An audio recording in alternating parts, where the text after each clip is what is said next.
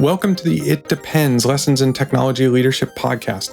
I, as always, am your host, Kevin Goldsmith, and every other week I want to share some knowledge based on my own experiences being an engineering leader for over 20 years and having been in the technology industry for over 30. And every episode I talk about a different subject, often comes from folks I mentor. I mentor many people, and I have mentored many. I also am a working CTO, things that come up through that, or I also consult with growing startups and support leaders. So I'm hearing lots of different kinds of things and lots of different problems that different companies have. And every episode I try and bring one of those problems and just talk about it. This episode, I want to talk about process and how process grows in companies, and what is good process and what is bad process, and when do you need process and when do you have too much process. This happens a lot, especially in growing companies. It happens a lot also in companies where they're having challenges. Maybe things were working, they're no longer working, or you get a new leader and what they think is the right way to do things is a different level of process than what companies are used to. Process comes in through lots of different ways, and sometimes very necessary, and sometimes not so necessary, and can actually make things worse, slow things down, create more problems than it solves. Process is usually seen as a solution to a problem, but very often it actually is a problem in itself. And it's very tempting to try and pull a technique off a shelf, especially the ones you read about, which is oftentimes from much bigger companies. This is the way Google does it. This is the way Amazon does it. And so they're tempted to pull these things that obviously have worked in these other companies and just adopt them. And what they find is that they don't get any of the benefit from it. And for a long time, too, companies would hire me because they looked at Spotify as one of these companies and they were trying to adopt Spotify. And every time I would come in and tell them, don't do that. Steal the ideas that make sense for you for Spotify, but you do your own thing. These things, whether it is the Amazon 6-page memo or the Spotify organizational structure or the think it, build it, ship it, tweak it framework that I talked about in the last episode, or all these different techniques, all these different tools, these are processes that these companies have created and adopted to solve problems that they had. Anything you bring in, and we've talked about this in the culture episode a few back, processes are one of the artifacts that should come from your culture, should be informed by your culture, should support your culture. If you start pulling your processes from other places, they're not necessarily going to work in your environment and in the company you are trying to build. I've also seen this a lot where maybe I talk to a company and they're growing, and so they decide they want to hire a very experienced leader. So they'll bring in somebody from a bigger company. Maybe this is their first time in a startup. So they join this much smaller company and start introducing these big company processes because they saw them work at scale without realizing that it isn't a great match for the culture, isn't a great match for the company's size. And it ends up really just slowing the company down, because the things that speed up a 10,000 person company massively will slow down a 500 person company, and it'll bring to a halt a 100 person company. And I've just seen this over and over and over again. The question I often get is, when do we add more process? And the honest question that's really belies that question is, how do I know if I'm choking my team with process? So I get the when do I add more process? And also, we have this problem that's happening, and we think we can solve it by creating this new process. Is that the right way to go? Process exists to solve coordination problems, but it also creates coordination overhead. If you have too little process, you end up with chaos, rework, disputes over ownership, inconsistent quality, unclear accountability, because people don't know what's acceptable. People don't know how they're supposed to work together. There's nothing coordinating them. So that's too little process. In smaller companies or smaller teams, that actually can generally work okay because the people can talk to each other and work things out without creating a formal structure around how to manage this. As you increase in size or the number of teams that are working on the same thing, process becomes more important because each of these teams is trying to work independently, and how they're supposed to work with other teams or how they're supposed to do things in the right way for the company and for the company's goals and for the customers isn't necessarily clear, and it is harder to communicate and it's harder to work together as the organization grows. On the other side, too much process, you end up with bottlenecks, slow decisions, there's a loss of autonomy, teams spend a lot of time waiting for things, for bottlenecks or approvals or other teams. It really smushes innovation. When we think about why startups can innovate much faster than bigger companies, even though they don't have the same amount of resources, partially it's because of innovators' dilemma, and the bigger companies have an established business that they have a hard time disrupting themselves. But also it's because bigger companies move slower. And they move slower because they have big company process, because they want to make sure that they're making the right decisions for the business, and there's a lot more stakeholders, and there's a lot of teams that could potentially be involved. And so they end up having to spend all this time managing how the work is done and not doing the actual work. You can think about process really as that managing of the work without actually doing the work.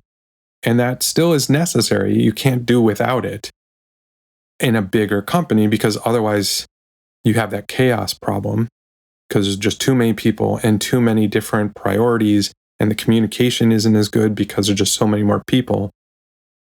So you need it in a bigger organization, but in a smaller organization, it just shuts everything down, as I said. So the challenge isn't whether to add process, it's which process, when, and how much. Leaders often get this wrong in two ways. They avoid adding process because they want to stay scrappy until the org becomes dysfunctional. That happens a lot in startups. This always worked. Why is it no longer working anymore? I don't understand.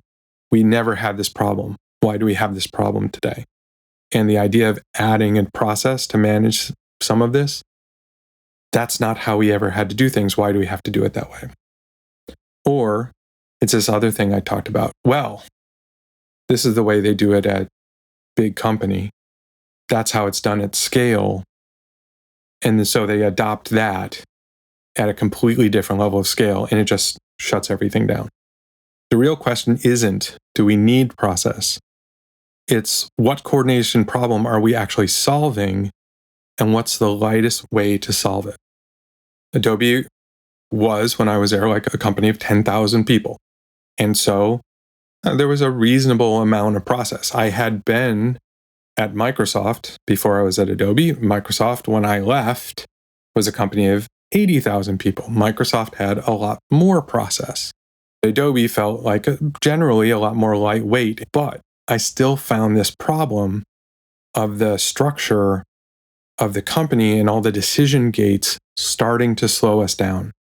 At Adobe, I joined a team that was in the early stages of building a new product, and we grew that team into a whole product family organization with multiple teams working together. So we started out with 3 or 4 developers, ended up with about 40, and with multiple products that we were supporting and building. And as the team grew, we went from one team to multiple teams owning different pieces. We started to have coordination problems. There were handoffs, and things were taking longer than we wanted because we were trying to move really fast.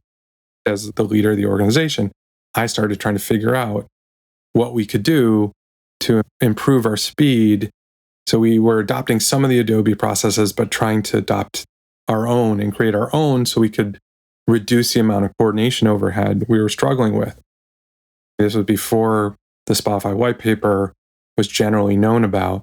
I looked at how they were solving the same problem at an even bigger scale than I was solving it. And I realized they are so thoughtful about their way they're approaching it. And they are very careful about the processes they add. And that is what convinced me to leave Adobe and go to Spotify, because I had to see what that looked like in action. The entire notion of Spotify engineering was an autonomous team structure and culture. The more process you have, the less autonomy you have. Autonomous teams could move faster, which they do. So the process we had there was deliberately minimal, and we would debate and argue over adding new process. Even in the teams, each team ended up having a slightly different process that was by design. There was no reason to constrain them to have the exact same process, because what value would that add? That said, there was some agreements. Everybody was agile. Just how they approached each of their teams, how they ran things slightly differently. That was fine. As the company continued to grow, we started to add more process. One of the things I was responsible for was building Spotify Engineering's first career pathing. The company was more than 10 years old when we did that. It became clear it was needed, and so then we did it. But even then, we tried to do it in the most lightweight way possible. The principle at Spotify was to add process to enable autonomy, not replace it. I left Spotify. I joined a company called Avo. It was a legal tech company as CTO. Avo was a growing company, a scaling company, very similar, but much earlier in its lifetime, and had built in a lot of process for such a small company. There were a lot of folks who had come from bigger companies, so they were very comfortable with these processes. So that was in a place where I wasn't deciding what new processes to add to solve problems, but I was seeing problems from having too much process and then trying to peel some of that process back or replace it with something lighter weight. So it was a really educational experience for me. As we continued to grow, I tried to bring the lessons I'd learned from Spotify, and it worked quite well. I was able to get the team involved, so it wasn't just me. It was all of us thinking about things. I was able to bring in people that were very thoughtful about it. And it really helped increase the team's velocity, even as we continued to grow. That is the ultimate goal of an engineering organization or a technology organization. It is delivery at scale and at speed. And then as we continued to grow, we were adding structure where it was needed, not just across the board. So being very thoughtful and picking the problems that needed to be solved with process, and then putting in the lightest weight process possible. Process isn't necessarily good or bad. It's fit for purpose. This is what I call the process evolution cycle. And phase one, you have a chaos signal. How do you know you need more process? You look for friction points, rework, conflicts, unclear ownership, inconsistent quality, bottlenecks. All these things are maybe signals that you might actually need some more process. Be careful, though. These should be endemic. These should be lots of places, not one person or one team. What I have seen, a mistake in companies, is one team is having a problem, and so they create a process to either help that team or put controls on that team because that team is creating problems for other teams, or two teams are disagreeing, so they create a process that they expect everyone to adhere to solve what is really a personal problem or a personnel problem and could be solved in a very different way that doesn't require process. That happens a lot. But now you've introduced a process your entire organization has to adhere to solve a problem that's between two teams or between two individuals. So those friction points, that rework, conflicts, unclear ownership, inconsistent quality, or bottlenecks, not just in one team, not just in one person, but across teams in the organization. The next phase, deliberate addition. Add the minimum process needed to solve the coordination problem, that specific coordination problem. Design it to enable autonomy, not replace it, and make it lightweight and revisable. Each piece of process you add strips away a little bit of autonomy from individuals or teams. That's by design. If you have too much autonomy, you end up with that chaos problem. So you add little bits here, little bits there, but you don't want to lose the value of that autonomy because it helps you go faster. It helps you scale an organization because people know where the boundaries are and what decisions they can make and what decisions they need to ask about. The more process you add, the more autonomy you take away. You're adding the minimum process needed to solve the very specific coordination problem. And that's a start. If it solves it, you're in great shape. If it doesn't, okay, well, you have a starting point. So you move on to that next phase, which is monitoring and pruning. Process that once solved a problem can become unnecessary or even harmful as your organization continues to evolve. You had this problem when you were 20 people, you're now 50 people, you brought in new people. The organization actually doesn't have that problem anymore, but you still have this process in place.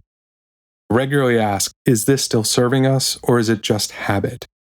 Retrospectives, not only within a team like a sprint retrospective, but retrospectives within the organization on projects, on events, or just regularly like, hey, what's working, what's not working for the organization can help you identify these processes that were once helpful that are no longer helpful.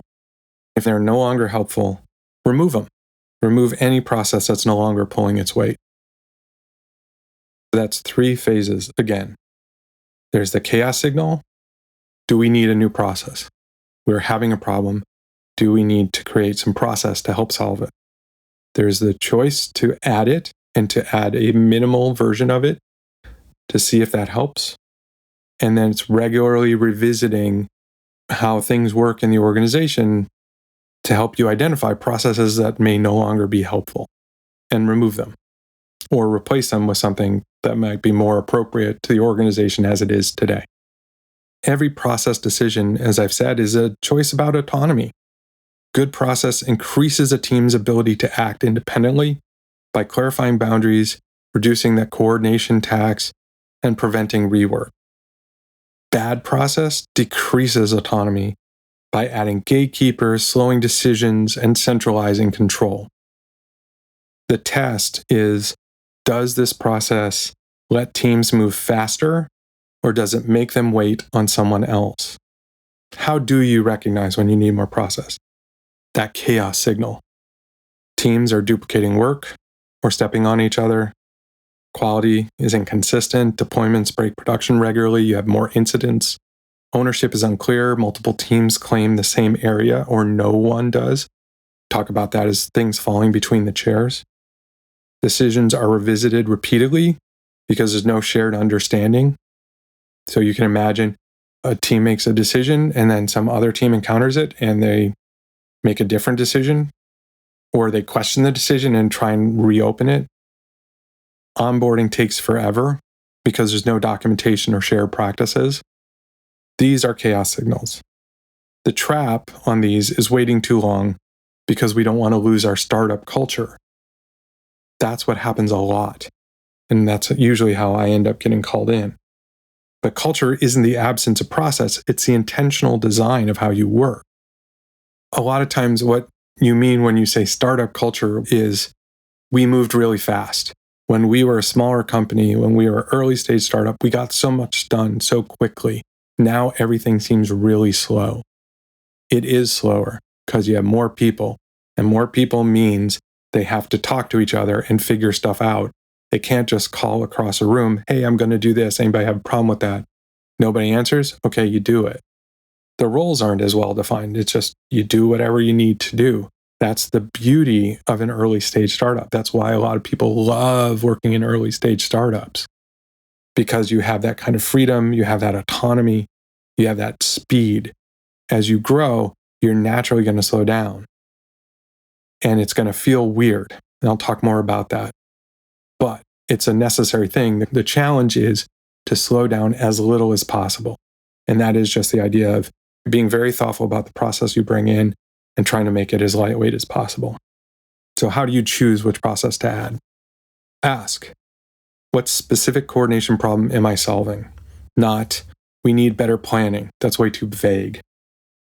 Instead, two teams are building conflicting features because they don't know what the other's doing.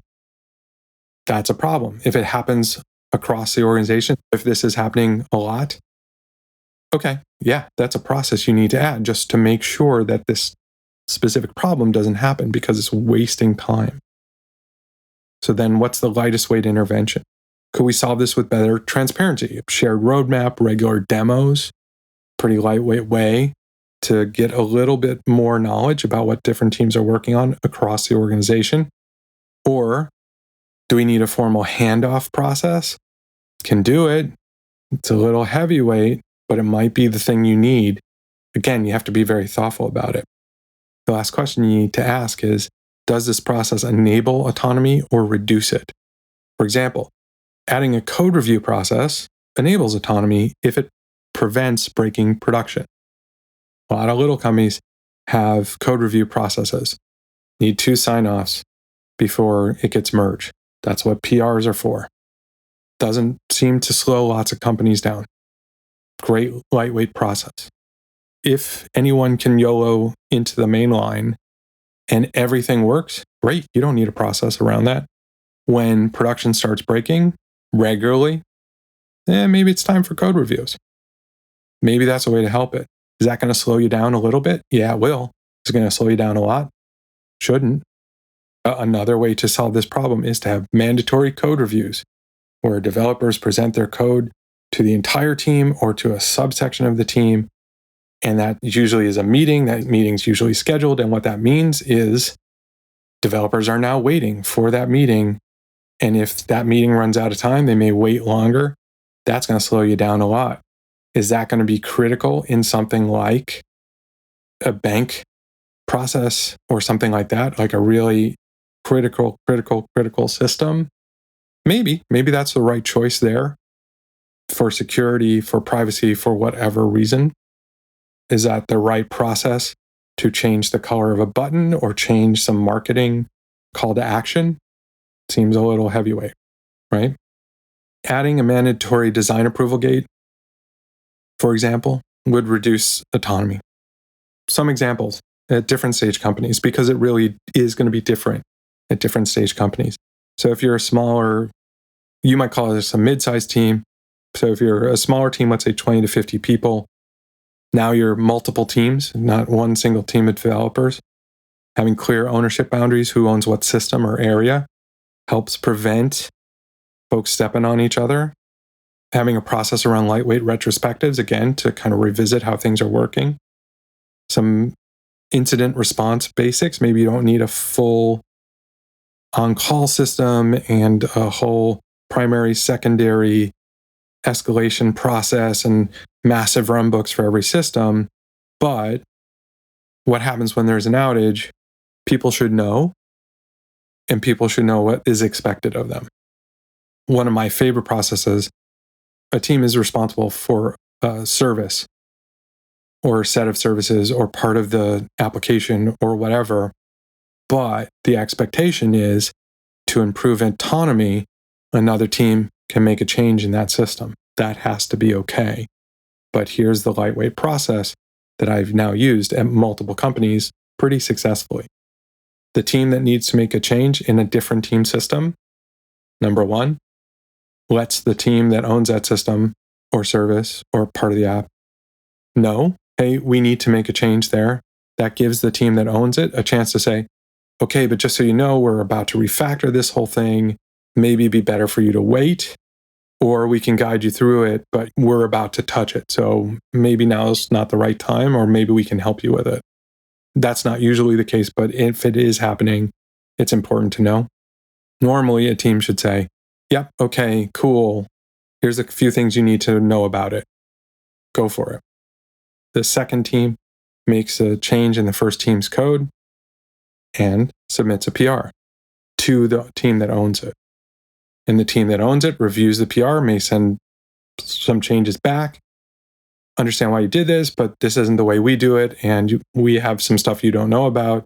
and it has to kind of work in this way. Can you make these changes? Goes back to the team that needs to make the changes. But then once the PR is accepted and the code is merged, the team that owns the system now owns the chain. The alternative to that is Team A puts a ticket on Team B's backlog. We need you to change your code to do this. Team B gets the ticket. They say, okay, we'll prioritize it when we get to it. Their product manager looks at it and is like, we have all this important stuff we have to deliver. Maybe we'll get to it next sprint. We'll try and prioritize it for next sprint.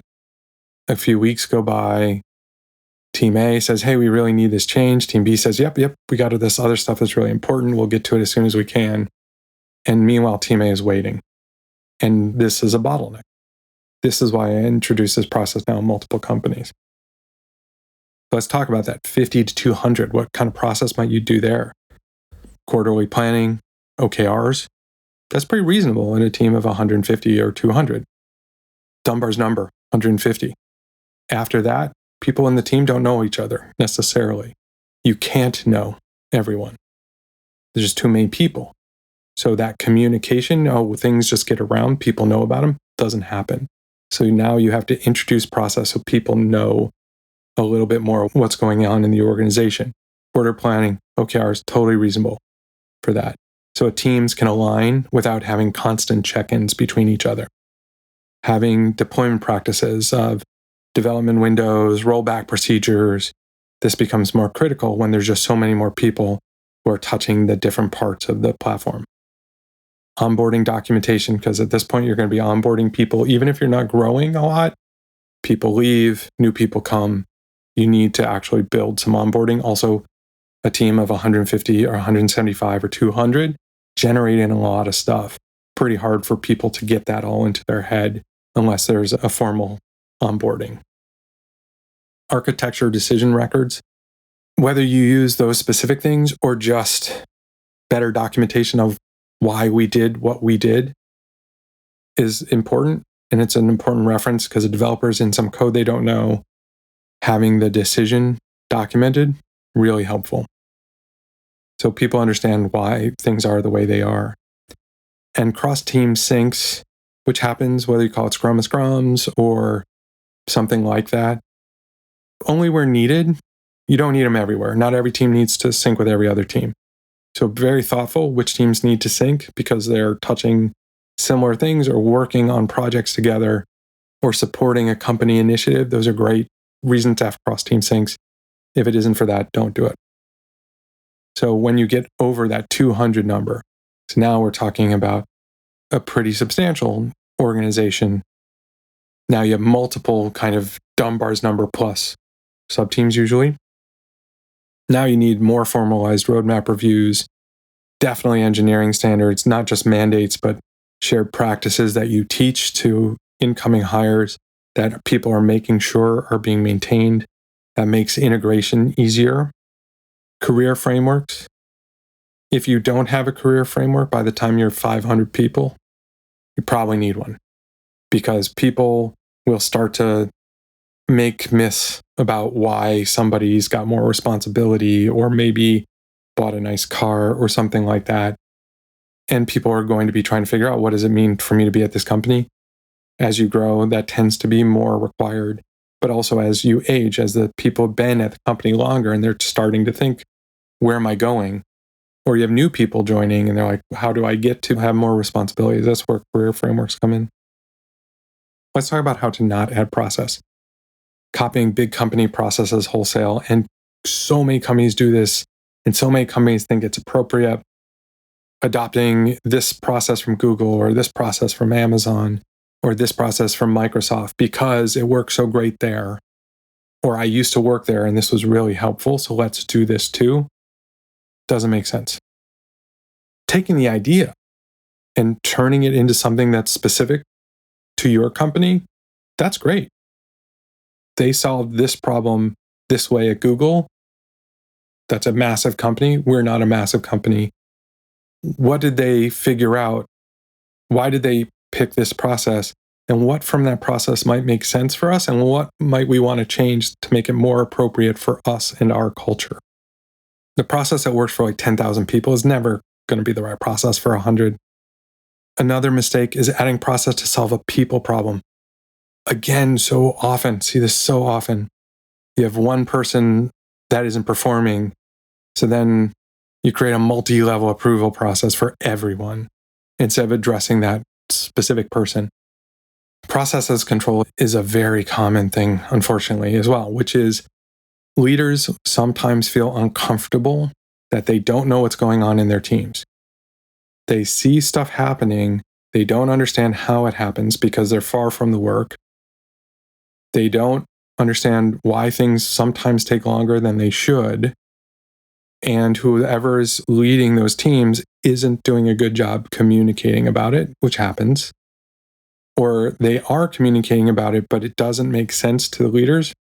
So they create new process so that they have control and better understanding at various levels of detail about what's happening in the organization. Making me sign off on anything as the CTO means that you are now subject to my availability. And I'm oftentimes not very available, which means that you are now waiting on me. Another mistake is never revisiting the processes that you've added. Process accumulates like technical debt. What solved a problem at 50 people is probably slowing you down at 200. What sped you up at 200 is probably slowing you down at 500. You have to actively prune. So, how to tell if it's time to prune a process? Teams complain that everything takes forever. You're holding meetings to prepare for meetings, the dreaded pre-meeting. Decisions require multiple sign-offs from people who aren't close to the work, like I was just talking about, trying to get on somebody's schedule so they can sign off on something. Big red flag. Or people are following the process out of habit, not because it adds value. These are the meetings you attend where there's a set agenda and everybody goes through the agenda every week and nobody learns anything and nobody gets any value from the meeting, but you do it because this is what we always have done. Sometimes that meeting is for the purpose of an executive. So you have a whole bunch of people in a meeting going through stuff they all know to educate one person. Not a good use of time. So how to remove those processes? Experiment. Pause the process for one team and see what breaks. Sometimes you are generating reports because this is what you are supposed to do, generate a report on how something's doing, and you send out that report and you never get any comments for weeks or weeks. Sometimes what I'll do when I've been asked to do that is I'll put something in at the end, say, hey, if you're reading this, please let me know. And you don't get any responses. If I don't get a comment, if I don't get anybody noticing it, I'll just stop sending it. Maybe skip a week, maybe skip a couple weeks and see if anybody notices. And if nobody notices, usually you can just stop doing it because nobody's paying attention to it anyway. So pause the process for one team, for example, see if anything breaks. If nothing breaks, just end it, stop the process. If something breaks, maybe you still have that problem, but this isn't the best way to solve it anymore. So maybe find a lighter way to solve that problem. Make pruning a deliberate practice. If you are doing quarterly reviews, are there processes that we are no longer benefiting from? Having retrospectives on specific projects. Where were we held back? What slowed us down? What sped us up? Really valuable.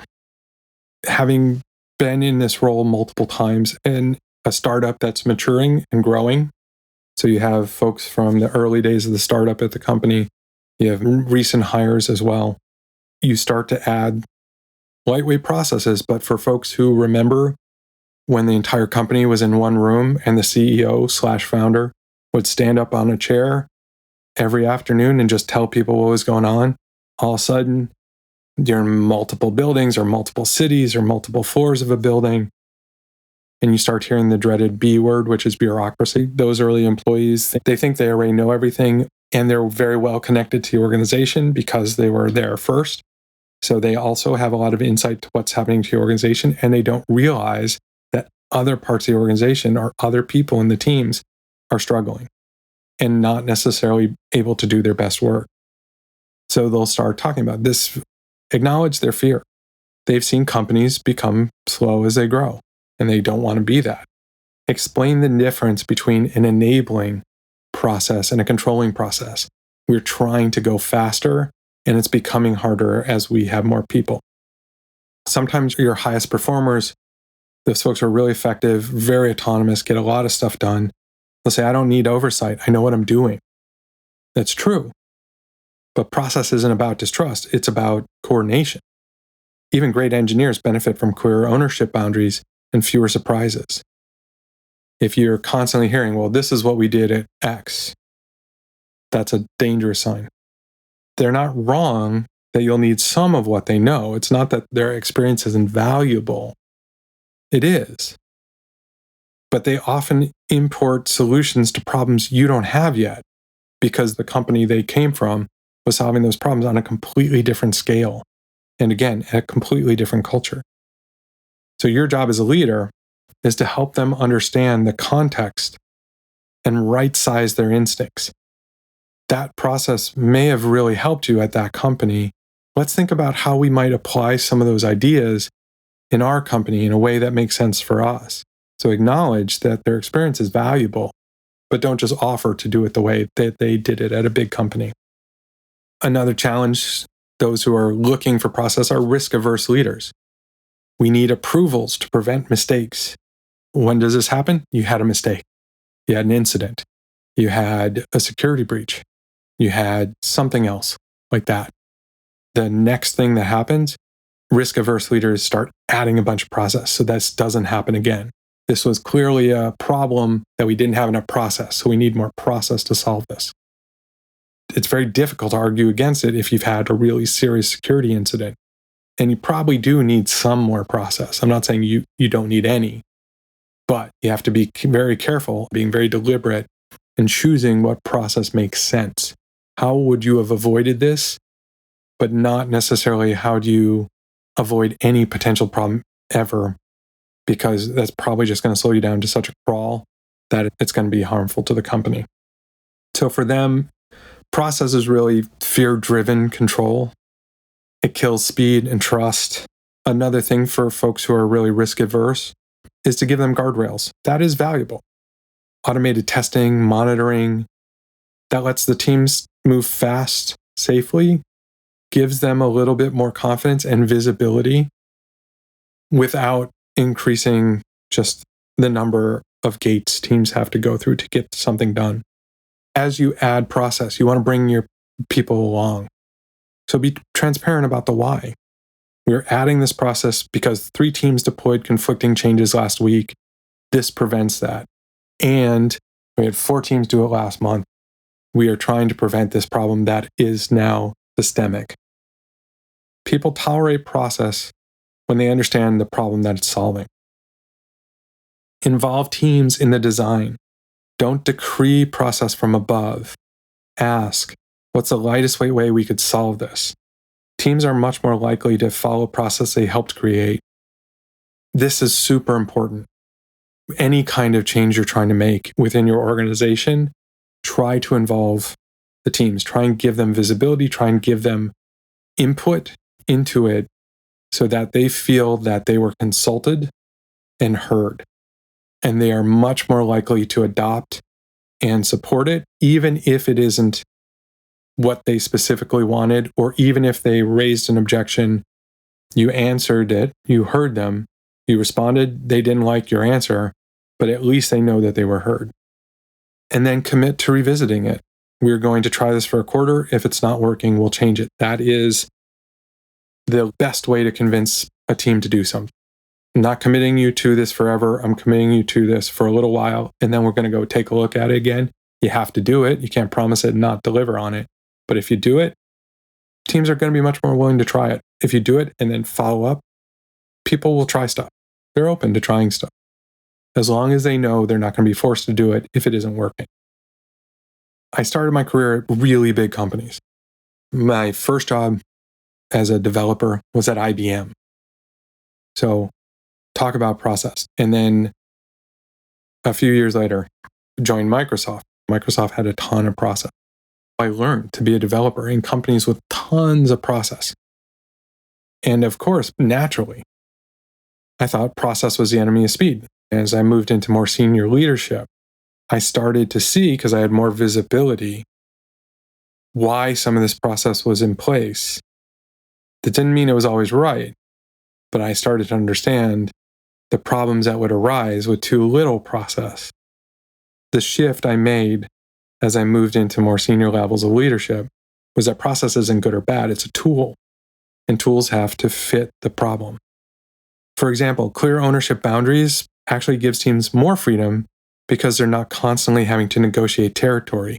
I've been in those fights where we didn't quite have the right levels of ownership and the right boundaries because that process didn't exist. As I became more professionally mature, I got good at learning to add process strategically without losing the thing that made the team effective in the first place. Process should enable your team to move faster and with more confidence, not slow them down or centralize control.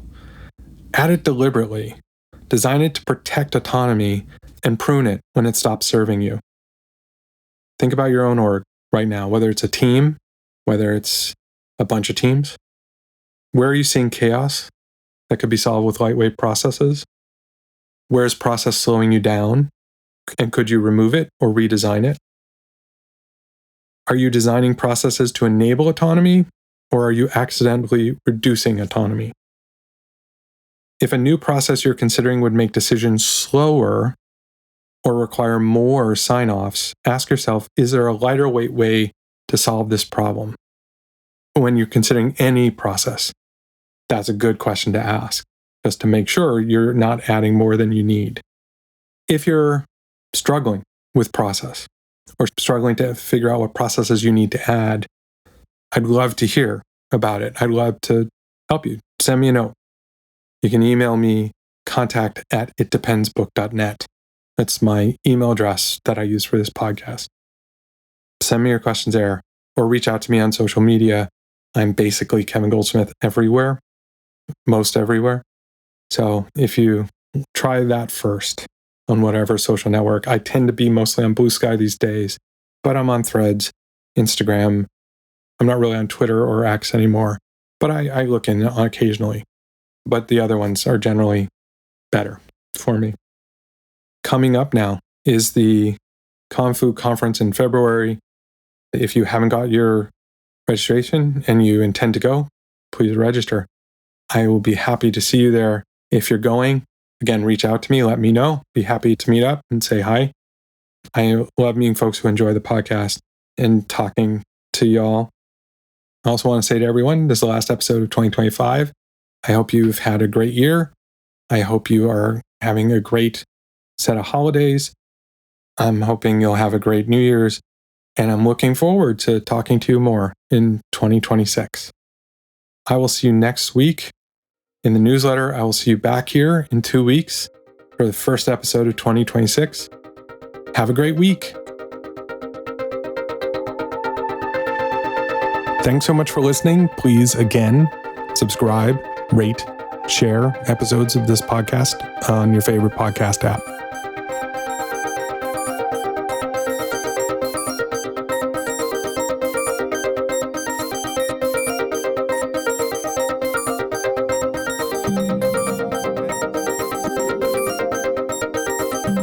Thank you for Answers to April for the music used in this podcast. To hear more from Answers to April, visit answerstoapril.com.